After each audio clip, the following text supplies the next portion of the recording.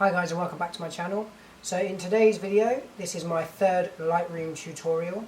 We're going to be looking at the sidebars of Lightroom, we're going to be looking at navigating your way around Lightroom, and we're going to be looking at some basic editing options for your images. So let's jump into Lightroom. So you can see here from the last video, which if you haven't seen will pop up in the top left corner now. That will take you to my playlist where you can see my first two tutorials on Lightroom. You saw me make these smart collection folders. So right now we're in the 5-star folders because they're the images I actually want to edit. So if you look on your left hand side, we have, actually before we go there, we'll look at the top bar. We're currently in library. You have then develop, which is where you do your editing. Map, which if you have GPS on your photos will show you there. Book, you can make a photo book, you can watch a slideshow, set up prints or set up for the web. So, we're in library on the top bar. If you look on the left, you have the navigator, which shows you a slightly larger thumbnail of the image you've selected. Then you have a catalogue on the left, which gives you an option of where you want to go, all photographs, quick collection, or the last import you did. Folders below that, which allows you to look in all your folders on your computer for photos. And then below that you have your collections, which we looked at in the last video, and publish services, which you can set up to just one click to send to your hard drive, Behance, Facebook, Flickr, or other services that you can find for Lightroom. So, we're in the 5-star collection with the photos we want to edit, and we've already done the renaming and everything, which we did in the first Lightroom tutorial. Don't forget, if you haven't seen the tutorials, the link in the top left of this video all the way through will take you to the Lightroom playlist. So we're going to select a photo we want to work with, which will be number 4. Double click it, will bring it up big like that, and you have some options along the bottom here. So, you have the smart collection shown along the bottom, which you can scroll through to see your images. You can scroll left and right if you want to view them bigger. And then above that you have more navigation tools here. The library grid, which takes you back out to there.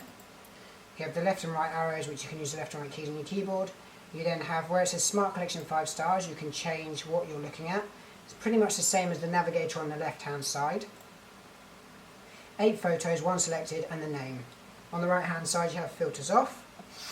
Above that you have sync and sync settings, which we'll look at later when we've done an edit to this photo, and I'll show you how you can use those. Then you have above, I'm currently in the keywording tab, but you have comments, any comments, but there isn't any on this. You then have your metadata, so that will tell you which camera was used, what settings you used to take the photo and things like that, and your GPS. Your labels, your ratings, who created it, sublocation, copyright statuses and all that, the file name. Above that you have a keywords list, which tells you which words you're using on this image, which is Secret Agent for this one. Keywording above, where you can add keywords for your images, which is also another way you can organise your smart collections. If you have a bunch of folders which were taken on a specific date or for a specific occasion, you could keyword them with the date and that occasion and create a smart folder which will hold that keyword. Above that you have quick develop, which gives you an option to choose a preset, change the white balance, tone and things like that, exposure, clarity and vibrance. Just really quick develop if you don't want to go into editing that photo more. And then you have your histogram at the top, which will show you it basically shows you colours and black and whites and how they are in this picture. That also has your settings on, but we'll talk more about the histogram in a moment. So I want to edit this photo, and I want to edit it not in the quick develop way. So I'm going to go into develop along the top bar. So once my beach ball of doom disappears, that'll open up a new page for me. Now I have edited these photos in the past, but I've reverted them back to the raw file that they went into Lightroom in to show you guys. So if you look up the left here, you have the navigator, which again shows you a small thumbnail, so I close that, don't need it. Different Lightroom presets you can use. If you want a really quick edit, roughly what you want, you can go into these Lightroom presets and you could select, say, black and white, contrast high. You click that and it changes it automatically. Now you see how the histogram changed in the top right corner? I'll talk to you about that in just a moment. But for now I'm going to revert back because I like to edit mine myself. I don't tend to use the presets, but if that's what you want to do, that's where they are on the top left. You then have snapshots, which there's nothing there, and the history. Now this history has a lot in it, which is the edits I made to this image before. but yours will have nothing there apart from import and maybe the first thing you did. So this is all the things I did to the image before. Normally, every time you make a step, so you change it black and white, you change the contrast, you change the exposure, whatever you change will add into your history, and you can go back through your history through the different steps. So if you make a mistake, you can go back through the steps and then redo it in a different way. Below history, you then again have your collections. So, right hand side, you have your histogram at the top. So from left to right, it shows you the blacks, the shadows, the exposure in the middle, the highlights and the whites. And then obviously each of these colour peaks is the colour that it responds to. So here we have a bit of pink, red, yellow, green, light blue, dark blue, red, a bit more pink there and then some light blue. Now depending where they are in the histogram explains where they are in the image. So here we have blue, red and the grey, which is in the shadows. So in the shadows you can see some blue, some pink, some red, some really light blue on the actual image. The same with the exposure, and in the highlights you can also see some reds, some yellows, some greens in the highlights. So then below that again there's what you took and how you took it, and then below that you have a crop. So if you wanted to crop your image for whatever reason, you can click the crop tool, which will bring up your window. You can either drag it in, crop and straighten, sorry, not just crop.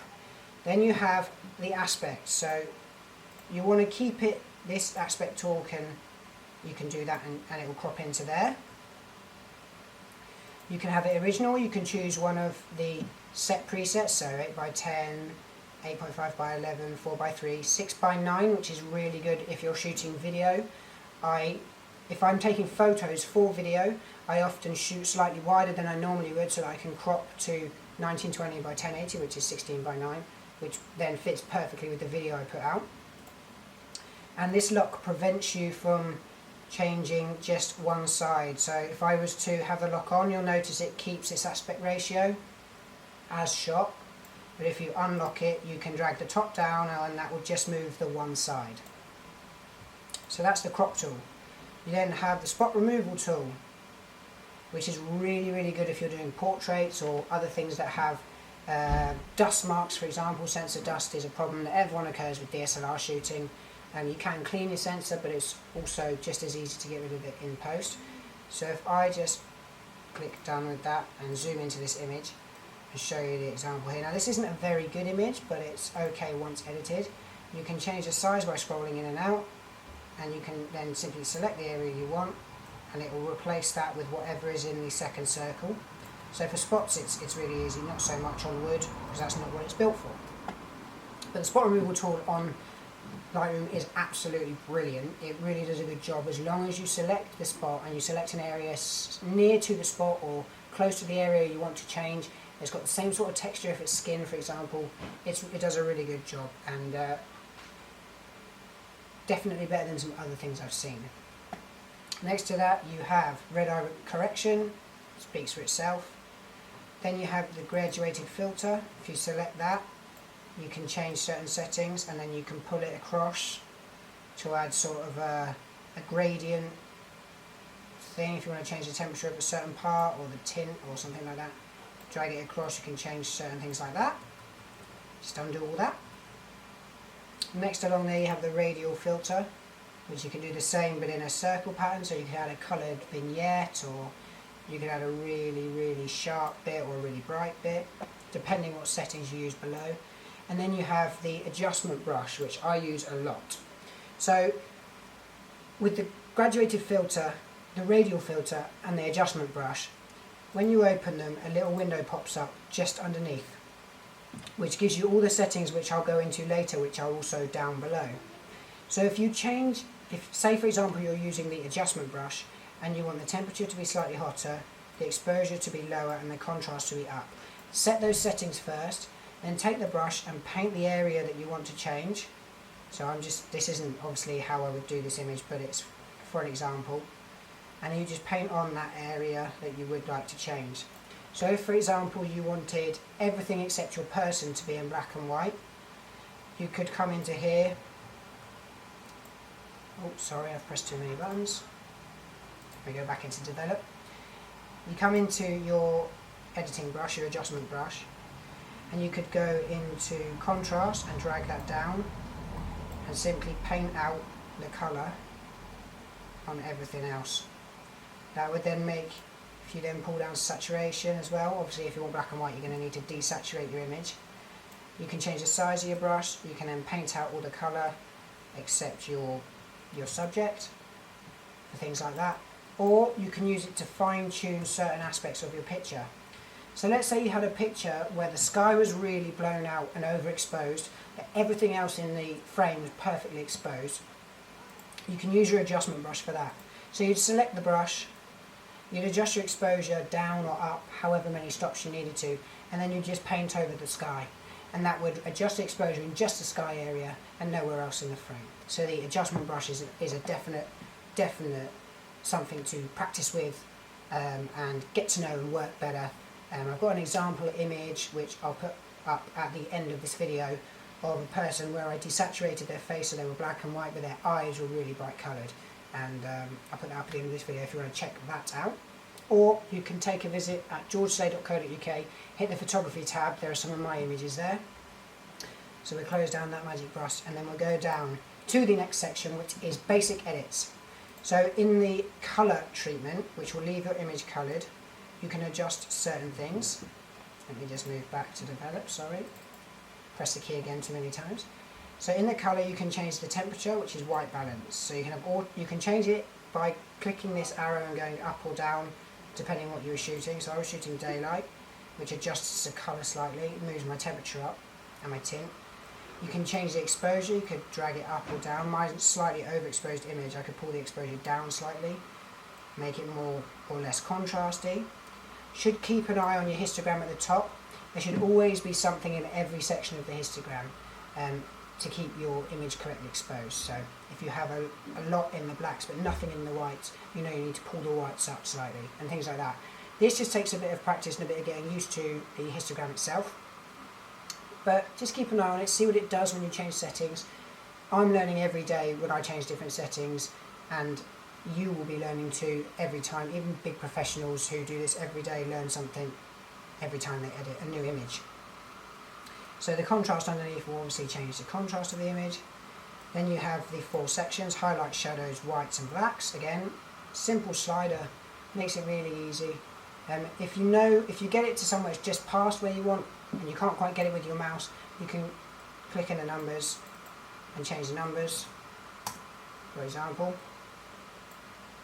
Below that we have present, so you have the clarity. You can whack the clarity right up, which really brings everything out at you but will enhance the amount of image noise or image grain you have, or you can knock it right down, which gives you a really dreamy look.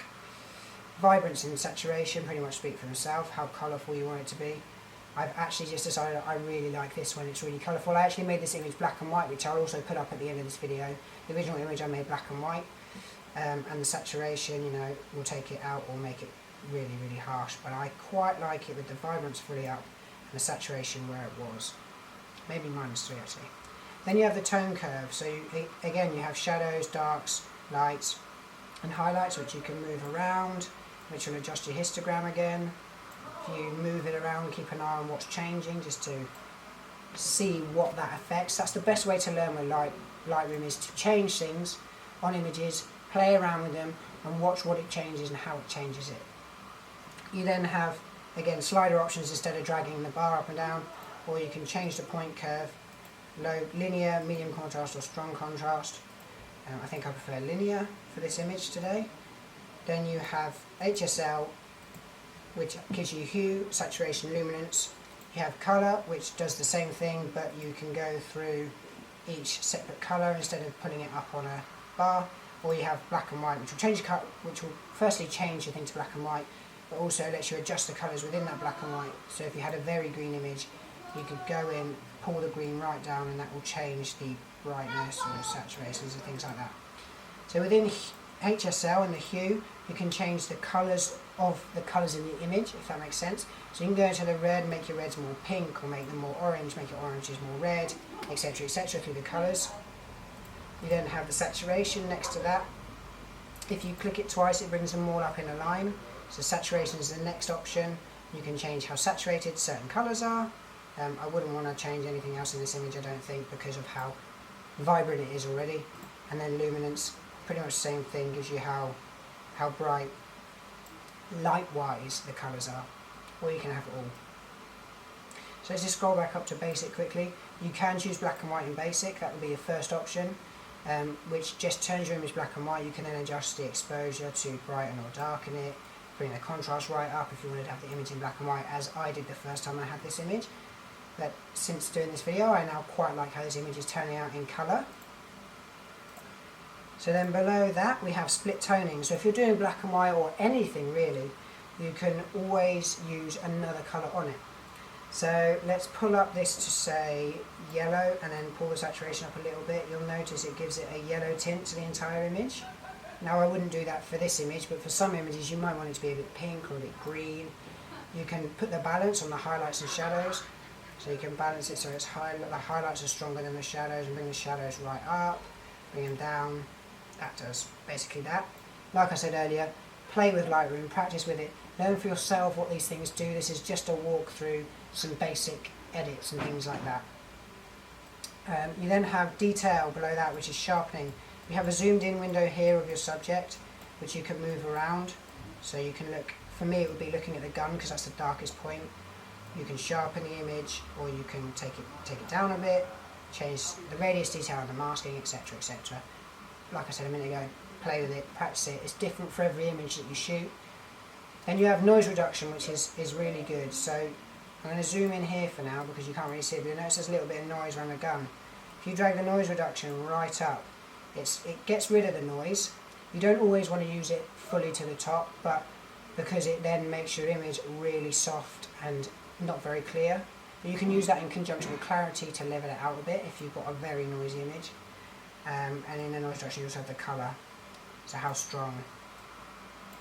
Below this you then have lens corrections. I don't have any set up in here, but you can set up certain lens corrections depending how you're shooting, what you're shooting and what you're shooting with.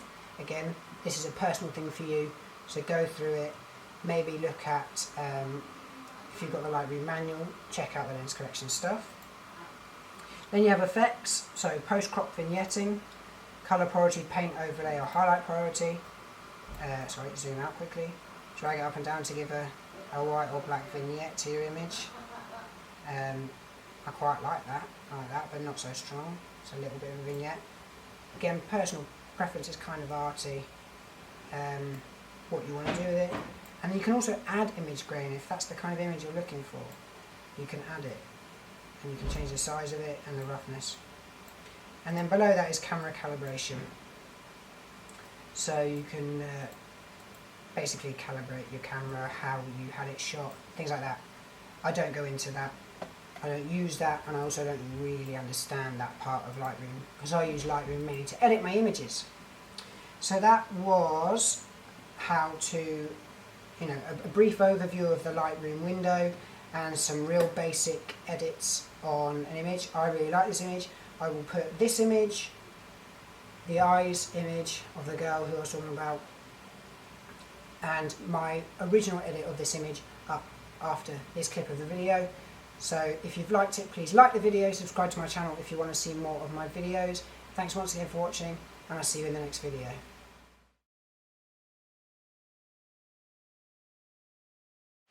Don't forget you can watch my videos on the go with the Android or iOS YouTube app, so why don't you try that out? And make sure you subscribe to my channel to be kept up to date with my latest videos.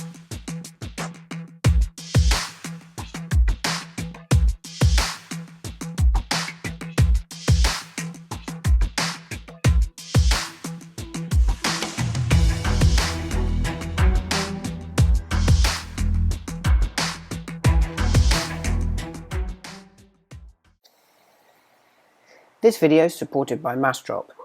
For more information, why not check out the link in this video's description. So what is Massdrop? Well, Massdrop is a website found at massdrop.com for community commerce. They sell all sorts of fantastic things at fantastic prices. So how does it work? Well, when you sign up for the newsletter and join the Massdrop community, you'll be sent emails with their new products every day. You can talk about the products within the community that you want to see on Massdrop. And once enough people want the same product, Massdrop get you a fantastic discount. So essentially, the more people that want one product, the cheaper it is for everybody. They also have a referral program. So if you sign up for Massdrop today and refer 5 of your friends, you'll get a free gift worth $50. And you'll also be helping me support this channel. Make sure you check out the links in this video's description to help support the channel if you enjoy my content. And while you're there, why not hit the link and start your free 30-day trial of Amazon Prime Instant Video or Amazon Prime. Amazon Prime Instant Video members can enjoy unlimited instant streaming of over 15,000 movies and TV shows, watch anywhere, anytime with unlimited access throughout the UK, and watch exclusive hit TV shows before they air on British TV. Amazon Prime members can enjoy all the benefits of Amazon Prime Instant Video, while also borrowing books from a choice of over 500,000 titles from the Kindle Owner's Lending Library, and also get unlimited free one-day delivery on millions of items.